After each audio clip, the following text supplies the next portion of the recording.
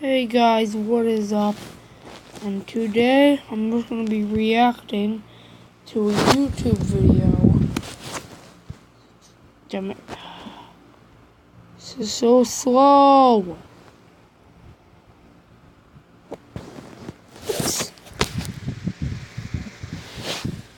How the hell did I... Whatever.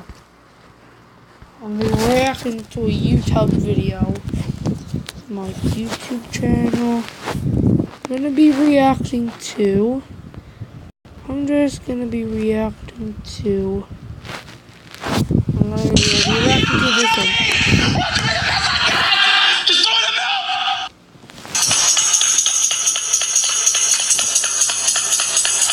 Jeffy, stop it! Because it's really loud! You think that's loud, Daddy? Yes, it's loud, Jeffy! Stop it, Jack!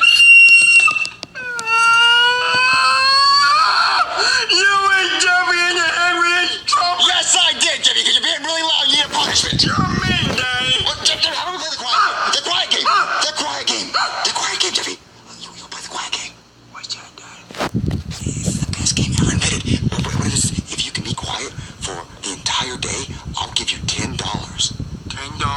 Jeffy just has to be quiet? If you be quiet for the whole day and you don't make any noise. I can do that, Dad. No, Jeffy. That's hard. But you get $10. You like money. Promise. Shake on.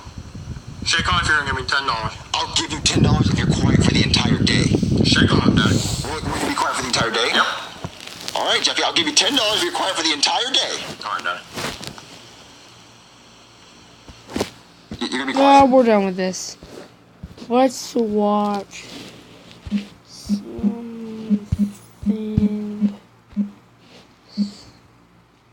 something British. Something Ponus Thomas. Super Ponus Thomas, actually. I've already watched after some of these, actually. I'm gonna do the baby. I tried to pick him up. Nina had no idea what was going on. She knew it could not be good. Hey, I'm Sapphire. Want to hear something scary? Why do you something pissing? Pissing on my pants. A lot of teenagers take up babysitting to earn money on the side. I was not one of those teenagers, nor did I ever want to be. There are just too many things that can go wrong. And stories like this one from 16-year-old Nina might make you rethink taking that job offer. Nina had been babysitting for the past 2 years, but nothing could prepare her for the events that took place fairly recently. One night, she was looking after a 1-year-old baby. She was on the phone with her Aunt Janice while watching the baby play with his toys in the corner. I'm gonna be here pretty late, but they're gonna pay me extra, so it's worth it. Okay, just be careful when you head back home. Some trees fell into the road during the storm, so there's a lot of accidents and traffic. I have to go. The baby's crying. All right, Nina. Let me know if you need help with the baby tonight. Nina went over to the baby to see what was wrong. But when she tried to lift him, he didn't move. It was like trying to pull magnets apart. He felt so heavy, like some force was keeping him on the ground. She tried to pick him up again when she heard, "Don't touch me." She stepped back. Did that just come from the baby's mouth? The baby's eyes had turned completely white. Oh, he started rolling on the ground, towards the wall, and then suddenly he was on the ceiling. Nina had no idea what was going on, but she knew it could not be good. She frantically called his parents, but they weren't answering. She ran into another room and called her aunt. Can you please come over? There's something wrong with this baby. I think he's possessed or something. Please, I'm freaking out. Oh no, I'll be there as fast as I can, okay? Traffic's pretty bad, but I'll do my best. Just stay where you are and pray. Minutes later, there was a knock on the front door. That was fast, Nina thought to herself. Aunt Janice was carrying a Bible, a rosary, and holy water. Lock all the windows and doors and stay in that room until I tell you to come out. Nina obeyed and locked herself in the room. A few minutes later, there was a knock. Nina, it's all right to come out now. Something didn't feel right. Is everything okay? How's the baby? The baby is just right. The demon got away very easily. It was Aunt Janice. Hey, I'm on my way. Are you still okay? Come out, miss. I want to see if you're safe. Aunt Janice, there's someone here that looks exactly like you. Oh, dear God. How is that possible? I'm stuck in traffic. Oh, my God. Nina, that isn't me. Get out of the house. Now! I'm calling 911. Nina mustered up all her courage and pushed the door open, grabbed the baby, and ran outside the front door and hid in a bush. The baby was crying uncontrollably. She stayed in the bush until she saw the red and blue flashes of the police cars. Her aunt was right behind them. When the parents came home, Nina tried telling them what happened, but she wasn't making any sense. Possession? Demons? They didn't believe in those things, and they weren't sure what to make of Nina's story. They paid her the money they owed her, and Nina was pretty sure they'd never hire her again, which was completely fine with her. Thanks to Nina and Georgia for sharing this story with me. Like this video if it gave you the chills. Oh, and don't forget to baby, subscribe to Snarls and our sister channels Hissy Fit and Slay Tricks. If you or anyone you know have any unique paranormal experiences, send me a message on Instagram and I might feature your story. And Why this? I was convinced that there was something very weird happening here. Hey, I'm Sapphire. Want to hear something scary?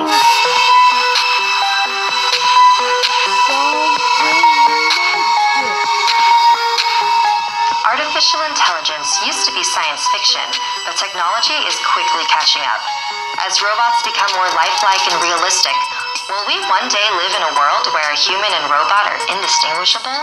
This next chapter, an abridged version of the creepypasta written by username RaidenDP1, takes place in that world. Do not buy RT.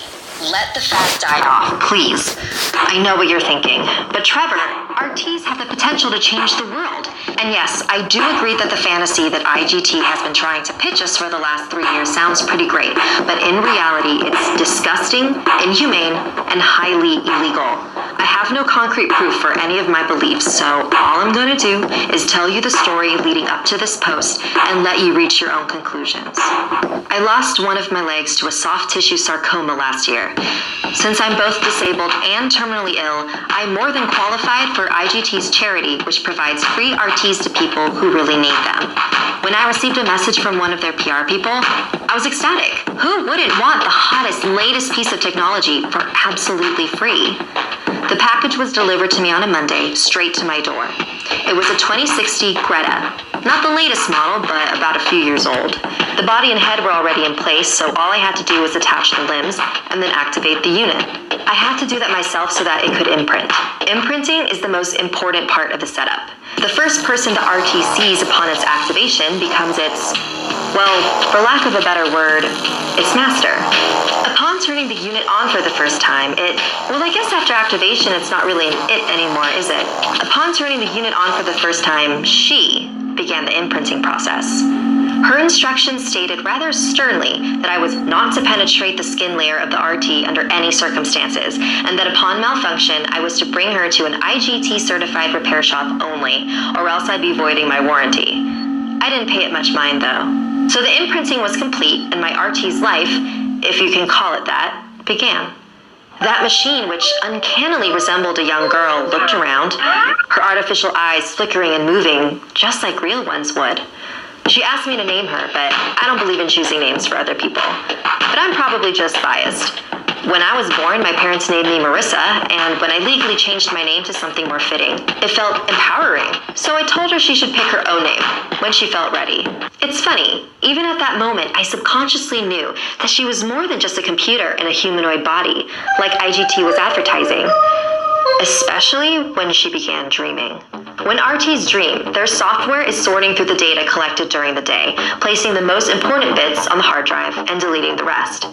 But my own RT, who had begun going by the name Laura, was dreaming about things she'd never seen before, like a camera having pictures on its memory card that you've never taken. It was always the exact same dream, a white house with 2 floors looking like cubes stacked upon each other. I was positive I'd never seen this particular house before, and yet Laura recalled it flawlessly, down to the finest detail. After about the 6th time she recollected this dream, I was convinced that there was something very weird happening here. Worried that my art team might have a serious issue, I asked her to draw a sketch of the house and then sent that to IGT's customer support alongside an explanation of the problem. This is the response I received. Dear Mr. Kingsley, I regret to hear about the issues you're experiencing with your artificial, but rest assured there is nothing wrong with your RT. During quality assurance, the engineers use stock photos to flash a unit's short-term memory and make sure it's functioning. The image you have sent me shows an uncanny resemblance to one of the stock images be used for the process, which I have attached to this email. I downloaded the picture and, wouldn't you know it was the exact same house that Laura had drawn. Immediately I thought, conspiracy, they photoshopped this image. But no, a reverse image search brought up plenty of sites hosting that particular stock photo, which was apparently uploaded quite a few years ago. The customer support guy's story checked out, so then why couldn't I put this out of my mind? I asked Laura how she knew this photo was the same house in her dreams, and she told me that it just felt right. She obviously had a connection to this house, and I wanted to find out why. After a lot of research, I discovered that the house was built by architect and artist Nigel Winston. He'd built over a dozen houses during his career, each of which had some sort of quirk to it. The white one he called House of Cards, which was built in 2044, and for a time, Nigel lived in it with his family, but they'd moved out about a year ago. I got his email from the real estate ad, and I didn't want my email to be ignored if I told him my research's purpose, so I pretended to be interested in purchasing the house, and also asked more information about the house's history. I am pasting his response below in full and leaving the conclusions to you. Dear Mr. Kingsley, thank you for your interest in my House of Cards. It's in a great location. A school and a hospital are both within short driving distance away from the house. As a matter of fact, that's the reason I chose to build there. Ideal for raising a child. The neighborhood is quiet and calm, and the reason we moved has nothing to do with the area. My youngest daughter disappeared roughly a year ago, and once the investigation was closed, we found that the house just held too many memories. If you have any more questions or would like to set up a meeting, feel free to respond to this email, and I would appreciate it if you can keep my Laura in your thoughts. With respect, Nigel Winston. Want something scary for your walls? We have a limited edition poster available for purchase. There's Snarls, and check out our other videos. And if you dare to follow me, my links are in the description below. Until next time, sweet dreams. Guys, which one should I watch next? Do you like it? Hey, I'm Sapphire. Want to hear something scary?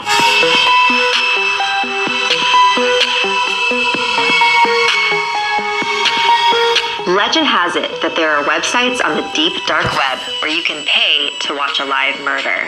These are called Red Rooms, named after a popular Japanese urban legend. Why is it called a Red Room? Let This Story by username. Oh, I love this. What I'm about to tell you is possibly one of the most graphic and horrendous scenes in American history. You have been warned.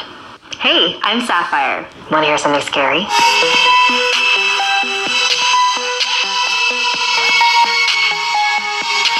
In this next chapter, I'll be taking you down south to the French Quarter of New Orleans, Louisiana.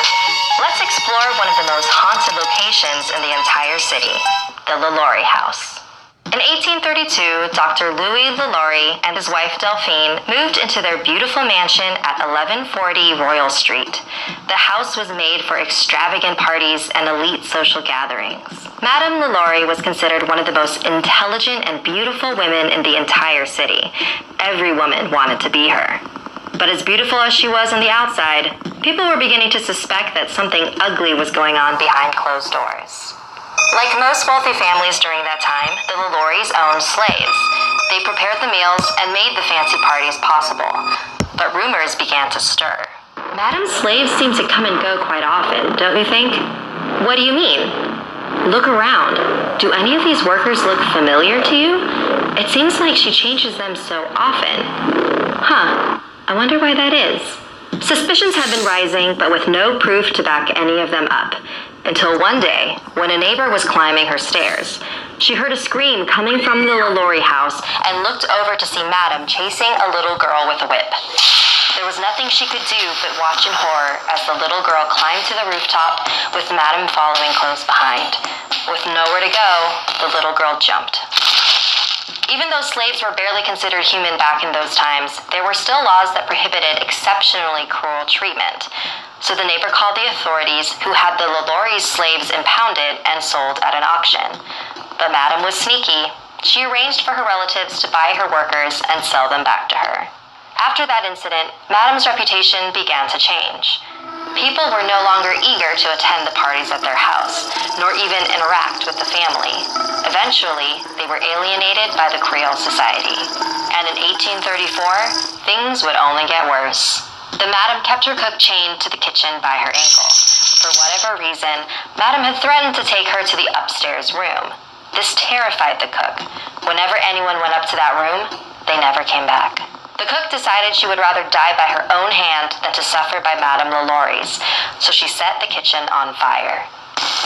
It spread throughout the entire house, and not a part of the mansion was left unscathed. Neighbors came rushing over to help fight the flames, but after the smoke had cleared, they made a horrific discovery in the attic. What I'm about to tell you is possibly one of the most graphic and horrendous scenes in American history. You have been warned. The fire had burned down the door to reveal the upstairs room, filled with dozens of naked slaves. Some were strapped to what looked like an operating table. A few were chained to the wall. Others were crouched in small cages. One woman had her stomach slit open and her intestines wrapped around her waist like a cruel corset. Another woman's mouth was sewn shut, after first having been filled with animal feces. A man had a hole drilled into his head with a stick inserted, presumably used to stir his brains. Most of them had been dead for a long time, and some were unfortunately not. Madame and her husband were both doctors, and some theorized that they were practicing risky medical operations on their slaves. But the inhumane condition that they were in suggests that their reasons were less medical and purely sadistic. After the news of the LaLaurie's torture room spread across the city, a mob ransacked their mansion and destroyed every last bit of property they owned. They even tore up the backyard, where they discovered dozens of buried skeletons, including that of a small child, presumably the young slave who jumped off the roof. The mob chased the LaLaurie's out of town, and that was the last anyone had ever seen of them. Ever since that day, that house has had trouble getting tenants to stay. Residents claimed to hear constant sounds of wailing. Children said they were chased by a woman with a whip. Year after year, the house would be bought just to be resold again. Today, the mansion is owned by an oil tycoon who doesn't allow anyone inside. I wonder what he's hiding. Like this video if it gave you the chills, and don't forget to subscribe. Oh, Good night. yeah, guys, next. It wasn't her mother's voice. Hey, I'm Sapphire. Want to hear something scary?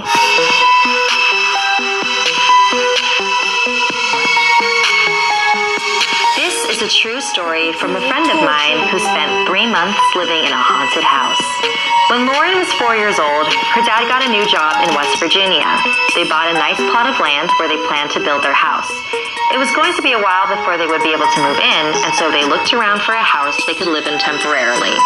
They needed to find a place fast, and so they were excited to find one that was incredibly cheap. They pulled up to a large house made of old dark wood on Kenwood Place. The front yard had a tree from which a rickety old swing swayed in the wind. In the backyard was a pool. This house was built in the 1800s. It's got a lot of charm and history, so are you interested? The realtor said, shoving the contracts in front of them. They barely had a chance to look at the entire house, but Lauren's parents were so desperate to find a place that they weren't even taken aback by how insistent the realtor was. It is a really good deal, Lauren's mom said, and it'll only be temporary. Yes, we'll take it, Lauren's dad told her. Oh, thank God. Congratulations! From the moment they moved into the house, everyone in the family had an uneasy feeling, but because they were desperate, they chose to ignore it. Odd things happened every now and then, like showers turning on and off when no one was in the bathroom. Lights would turn back on after being turned off. Lauren's parents would accuse her of playing with the switches, but Lauren was much too short to reach them. They also kept hearing weird muffled sounds, like groans and crying, all coming from the one room they hadn't had a chance to look at, the basement. It's probably just old pipes, her dad would say. A week had passed since they moved in, and they decided to celebrate by taking a dip in their new pool. Lauren couldn't swim, so she stayed at the edge, right by her mother. Then the phone inside the house began to ring. "Honey, can you keep an eye on Lauren?" And no more than 1 second after she stepped out of the pool, she heard a loud splash. She turned around to find Lauren in the other end of the pool, sinking deeper and deeper under the water. Lauren's mother jumped back in and swam towards her daughter and pulled her out to safety. She has no idea how Lauren ended up on the opposite side of the pool in such a short amount of time. That wasn't the only time something unexplainable happened to Lauren. She never used to have trouble sleeping alone until she moved to that house. Some nights, before she went to bed, she would hear a woman say, "Good night," right as she turned off the lights. And it wasn't her mother's voice. The sounds from the basement continued until one day, her dad decided to go down there and investigate. He opened the door, turned on the lights, and screamed. Lauren and her mother came running, and her mother told her not to look, but of course she did. There, in the basement, was an antique electric chair. As it turns out, this house was used as a torture site in the 1800s, and many people suffered and lost their lives within these walls. Over the next 3 months, strange things continued to happen. Lauren's dad had a mysterious cut on his hand that wouldn't heal. Her mother almost suffocated from choking when she wasn't eating. They finally decided to sell the house and stay in a hotel until their new house was finished with construction. The day they left, Lauren saw a man waving goodbye to them on the front steps. It wasn't until they moved out of that house that they learned that the previous owners also had similar things happen to them. And the man who bought the house after them was arrested for being in possession of torture weapons, which he swears didn't belong to him, but were part of the house. Whether or not the people who were killed in that house deserve to die, they've made it very clear that they don't want to be the only ones to suffer there. So, do you think those spirits were friendly or malevolent? Would you have stayed in that house as long as Lauren and her family? Okay, this is gonna end the episode here. So, we're gonna watch more episodes in the next video. So, I'll catch you all later. Goodbye.